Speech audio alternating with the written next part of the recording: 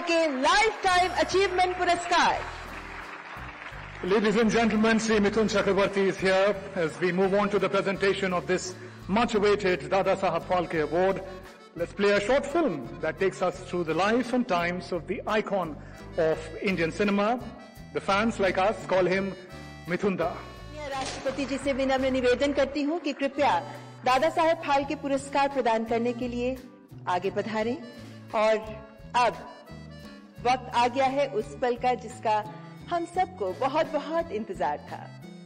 राष्ट्रीय फिल्म पुरस्कारों में दादा साहेब फाल्के पुरस्कार सर्वोच्च सम्मान है, हमारे देश का सर्वोच्च सम्मान है। देवी और सज्जनों, और अब दादा साहेब फाल्के पुरस्कार ग्रहण करने के लिए मंच पर पधार रहे हैं श्री मिथुन चक्रवर्ती जी। करताल ध्वनि के साथ स्वागत करें पद्मश्री पद्म भूषण से सम्मानित, हर दिल अजीज, सादगी भरा व्यक्तित्व, संतुलित गहरे भाव अभिव्यक्ति के साथ विलक्षण अभिनय प्रतिभा के धनी, डांसिंग सुपरस्टार रहे मिथुन दा। A standing ovation is most deserving of the film icon that Sri Mithun Chakrabarti is.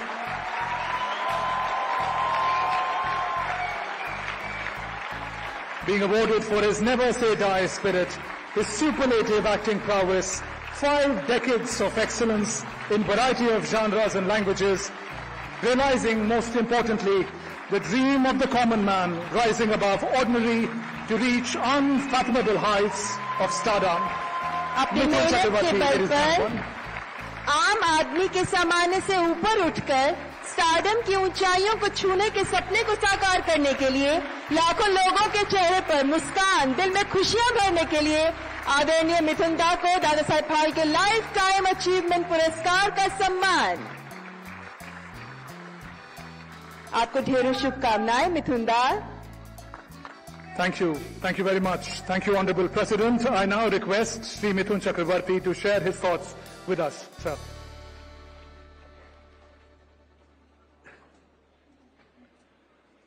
सबसे कठिन काम, अवार्ड लो चले जाओ घर, ताली मारेंगे, आप बोलेंगे स्पीच भी दो। माय गॉड, डायलॉग दे दे तो कितने आसानी से पढ़ लेता हूं, बोल देता हूं। आप क्या है, कोई कागज नहीं, कुछ नहीं, क्या बोलूंगा कुछ समझ में नहीं आ रहा है। My respected president, my respected minister and all the best people, respected people on dais, respected people in the audience and my colleagues, बस इतना ही कहूंगा कि इस मंच पर मैं पहले 3 बार आ चुका हूं आप लोगों की दुआ से।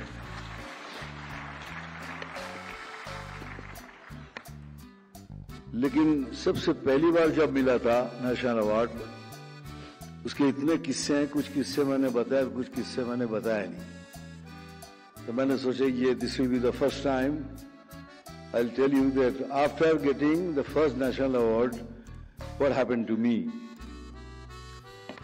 Well, after getting the first national award तो नेचुरली लोगों के कहने लगे कि yo my God, you know you got national award. तो मेरा ब्रेन थोड़ा खराब होने लगा था, थोड़ा कि कुछ बहुत बड़ा कुछ कर दिया हूं।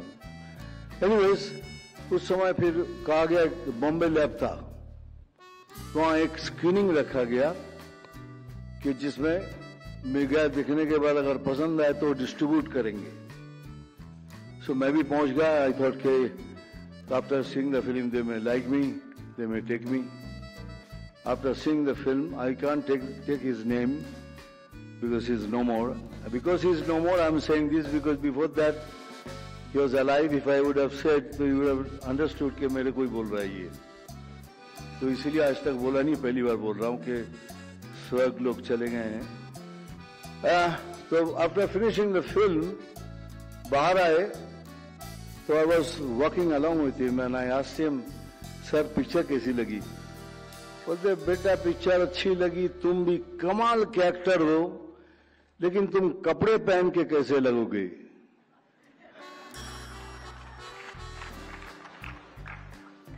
मैं 1 मिनट के लिए चौंक गया कि मैं उनके सामने बगैर कपड़े के खड़ा हूं।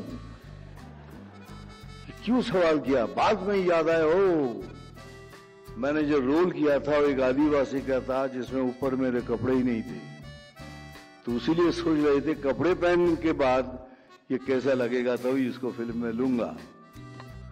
सेकंड इंसिडेंट हुआ, ये नेशनल अवार्ड मिलने के बाद दिमाग तो खराब हो ही गया था। मैं अपने आप को एल पचिनो सोचने लगा। मैं सोचा था मैं कुछ कमाल कर दिया, तो मेरे सारे एटीट्यूड चेंज हो गए ना। मैं प्रोड्यूसर के ऑफिस में जाके आके ऐसे बैठता था, कभी कभी यूं करता था कि प्रोड्यूसर मुझे दिखता था क्यों कर रहा है ये सब, और उसको नहीं मालूम था कि मैं एल पचिनो की तरह एक्टिंग कर रहा हूं।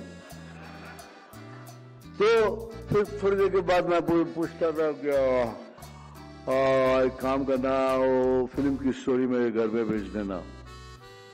फिर एक तीसरा प्रोड्यूसर को लगा ये कुछ जबरदस्त, मारा एक लात मुझे, बोलने निकल यहां से। उस दिन से मैं एल पचिनो से गाल पचिनो हो गया।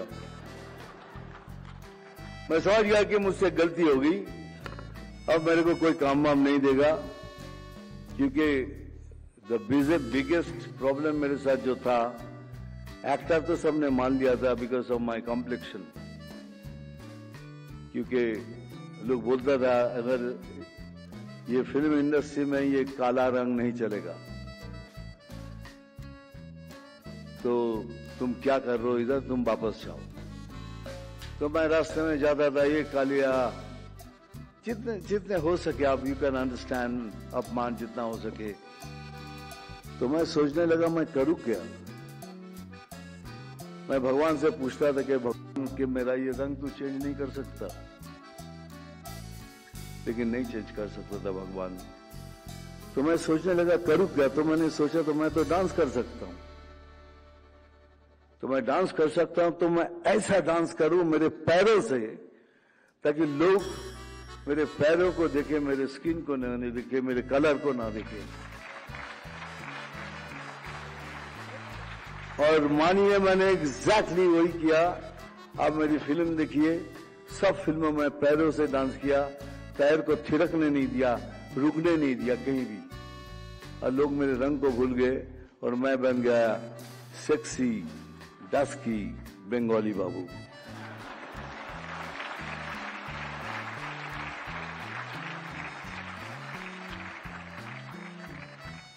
मैं बहुत शिकायत करता था भगवान से, बहुत, क्योंकि my life is not a on platter. जो कुछ भी मुझे मिला है स्ट्रगल करके मिला है। I didn't get it just like that. तो मैं भगवान से कहता था तूने नाम दिया, शोहरत दी, फिर इतनी तकलीफ क्यों दे रहा है, हर चीज में क्यों तकलीफ। बहुत शिकायत करता था। तो एक दिन मैं ऐसे ही सोच रहा था कि शायद यही तरीका होगा, लेकिन नहीं, ऐसा तरीका नहीं था।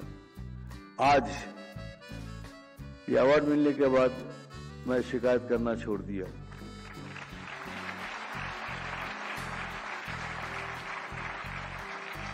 मैंने कहा thank you Bholenath, thank you बूढ़ो शिव, थैंक यू दानी बाबा, थैंक यू भद्रो लोग। मेरे कलकत्ता में निमतला से एक पुराना सा मंदिर है, जहाँ एक 10 फीट ऊंचा एक शिवलिंग है, जहाँ सीढ़ियों से चढ़ के जाके पानी देना पड़ता है। मैं कितने साल मुझे याद नहीं, मैं उनकी सेवा किया। तो उनको मैंने कहा थैंक यू, अब मैं शिकायत नहीं करूंगा, क्योंकि आपने मुझे सूद के साथ सब कुछ वापस कर दिया है।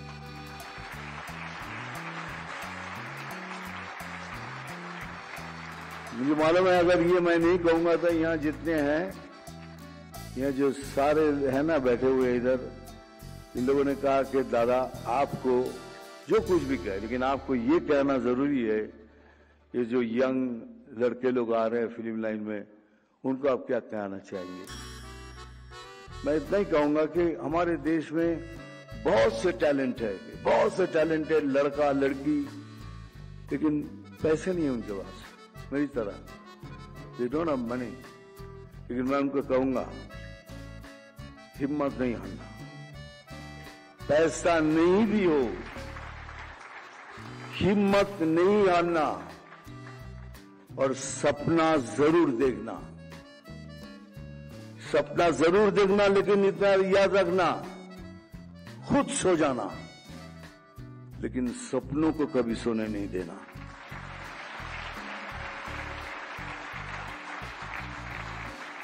क्यों? इसलिए अगर मैं बन सकता हूं तो तुम सब बन सकते हो। Thank you so much.